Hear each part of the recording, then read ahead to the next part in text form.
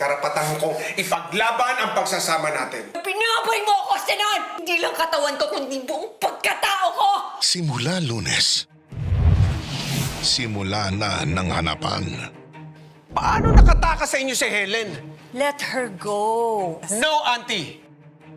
I want you to find my wife and bring her back to me. Ano dyan ang mga informasyon ng kamag-anak ng kabit niya? Umiinit na ang hapunan. Breaking news! Ayon sa press release ng Aurelio Group of Companies, nagsampa sila ng kasong embezzlement. Kung may nakakaalam sa kinaroroonan ni Mrs. Helen Bautista Aurelio, ay ipaalam lang sa kinauukulan.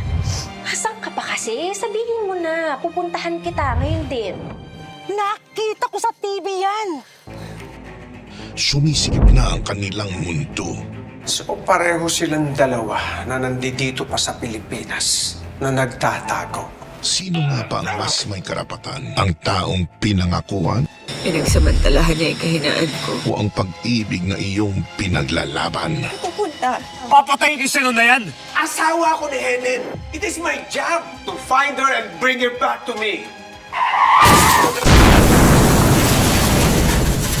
Ito po yung mga gadget na nakita namin. Patay na si Senon? Minsan pa dating hagkan ang nakaraan. Weekdays, 4:30 p.m. sa TV5.